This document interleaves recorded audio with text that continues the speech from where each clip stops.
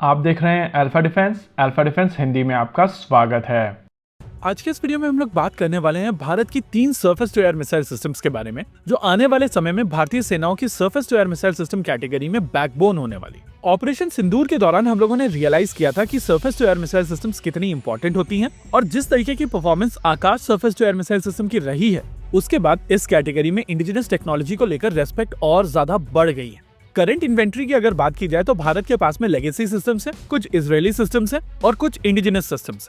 लेकिन आने वाले नियर फ्यूचर में भारत के पास में अपने खुद के surface to air missile systems होंगे जो लगभग सभी कैटेगरी को एड्रेस करेंगे। मैं यहाँ पर काफी सोच समझकर वर्ड नियर फ्यूचर का प्रयोग कर रहा हूँ, क्योंकि जिन 3 सिस्टम्स के बारे में आज के इस वीडियो में हम लोग बात करने वाले हैं, उनमें से 2 ऑलरेडी अपनी टेस्टिंग कंप्लीट कर चुके हैं और तीसरे सिस्टम की टेस्टिंग जल्द ही शुरू होने वाली। अभी आप अपनी स्क्रीन के ऊपर जो सिस्टम देख रहे हैं, इसका नाम है S-125 पेचोरा। ये एक सोवियत ओरिजिन का लेगेसी सिस्टम है, लेकिन अगर आप इसके ऊपर दी गई मिसाइल सिस्टम्स को काउंट करेंगे तो आपको समझ में आएगा कि यहाँ पर 4 मिसाइल सिस्टम्स हैं। दूसरा सिस्टम जो अभी आप अपनी स्क्रीन के ऊपर देख रहे हैं, ये 2K12 कवर डार्ट कहलाता है और इसके ऊपर आपको 3 इंटरसेप्टर मिसाइल सिस्टम्स दिख रहे होंगे। इंडिजिनस सिस्टम आकाश की अगर बात की जाए तो इसके ऊपर भी 3 इंटरसेप्टर मिसाइल सिस्टम्स ही हैं, लेकिन अगर आप next generation surface to air missile systems को देखेंगे तो उनके ऊपर कम से कम 6 मिसाइल सिस्टम्स होती हैं। देखिए, अगर आप मॉडर्न डे अप्रोच को देखेंगे तो एनिमी की तरफ से कोशिश की जाती है कि अपने एनिमी के surface to air missile systems को सैचुरेट कर दिया जाए। यानी कि अगर आपके पास में एक ऐसा surface to air missile system है जिसके ऊपर 6 इंटरसेप्टर मिसाइल सिस्टम्स हैं, तो एनिमी की तरफ से आपके ऊपर 7 से ज्यादा लो कॉस्ट मिसाइल्स या यूएवीज लॉन्च किए जाएंगे, ताकि अगर आप सभी को इंटरसेप्ट कर भी लेते हैं तो भी 1 या 2 मिसाइल सिस्टम्स या ड्रोन्स आपकी टेरिटरी में गिरेंगे।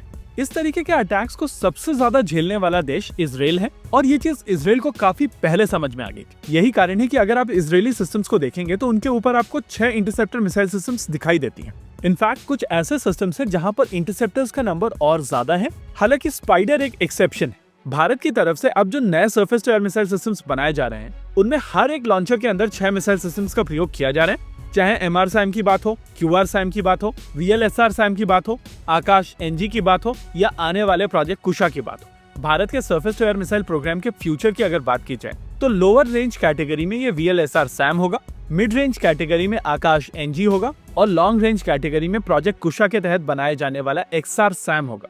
अगर VLSR-SAM की बात की जाए तो इसमें अस्त्रा BVR मिसाइल सिस्टम को एज ए इंटरसेप्टर यूज किया जाता है और अब हमारे पास में ऑफिशियल कॉन्फर्मेशन है कि इस मिसाइल सिस्टम की रेंज 50 किलोमीटर की है। वैसे फिलहाल के लिए यह surface to air missile system Indian navy के रिक्वायरमेंट के लिए बनाई जा रही है, लेकिन इवेंचुअली इसका एक ट्रक बेस्ड वेरिएंट भी बनाया जाएगा जो फ्यूचर में भारतीय सेनाओं के short range surface to air missile cover को कंप्लीट करेगा। इससे ऊपर की कैटेगरी को एड्रेस करने के लिए आकाश NG बनाई जा रही है और इसी कैटेगरी में ऑलरेडी भारत के पास में बराक 8 मौजूद है। आकाश NG अपनी ऑलरेडी टेस्टिंग कंप्लीट कर चुकी है और ये surface to air missile system 70 kilometre तक की रेंज पर फाइटर जेट साइज के टारगेट्स को न्यूट्रलाइज करने में सक्षम होगी और ये एग्जिस्टिंग बराक 8 ग्रिड को कॉम्प्लीमेंट करेगी। प्रोजेक्ट कुशा की अगर बात की जाए तो इन तीनों में से इकलौता ये ऐसा सिस्टम है जो अभी तक टेस्टिंग में नहीं गया है, लेकिन जल्द ही इसकी टेस्टिंग शुरू की जाएगी। अभी तक यह प्रोजेक्ट कई आइट्रेशंस में जा चुका है और इनिशियली प्लान था कि इस कैटेगरी की केवल एक ही मिसाइल सिस्टम बनाई जाएगी, लेकिन अब लेटेस्ट आइट्रेशन के हिसाब से यहाँ पर 3 अलग अलग तरीके के इंटरसेप्टर सिस्टम्स बनाए जा रहे हैं और ये तीनों मिसाइल सिस्टम मिड रेंज से लेकर एक्सट्रीम रेंज तक पूरा कवर प्रोवाइड करेंगी और थियोरेटिकली आप इनको भारत का S-400 ट्रायम्फ कह सकेंगे। आइडिया है कि इस सिस्टम में यूज होने वाली M1 मिसाइल सिस्टम इसी साल टेस्ट की जाएगी, वहीं पर M2 को लेकर आइडिया है कि वो अगले साल टेस्ट की जाएगी और साल 2027 में M3 टेस्ट की जाएगी। इन तीनों मिसाइल सिस्टम्स के इंडक्ट हो जाने के बाद में भारत के पास में अपना खुद का 3 लेयर वाला एयर डिफेंस कवर होगा, जो एयरक्राफ्ट और क्रूज मिसाइल सिस्टम्स के खिलाफ काफी इफेक्टिव होगा। हालांकि इससे नीचे की कैटेगरी में भी सिस्टम्स होंगे और इसके ऊपर की कैटेगरी में भी सिस्टम्स होंगे, लेकिन नीचे की कैटेगरी के सिस्टम्स ऑलमोस्ट ड्रोन्स के खिलाफ होंगे और ऊपर की कैटेगरी के सिस्टम्स बैलिस्टिक मिसाइल सिस्टम्स के खिलाफ होंगे। यानी कि एयर डिफेंस कैटेगरी में ये तीनों मिसाइल सिस्टम भारत का मेन स्टे रहने वाली है। इसी के साथ आज के इस वीडियो में रखते हैं केवल इतना ही। वीडियो को अंत तक देखने के लिए धन्यवाद। देखते रहिए अल्फा डिफेंस। जय हिंद।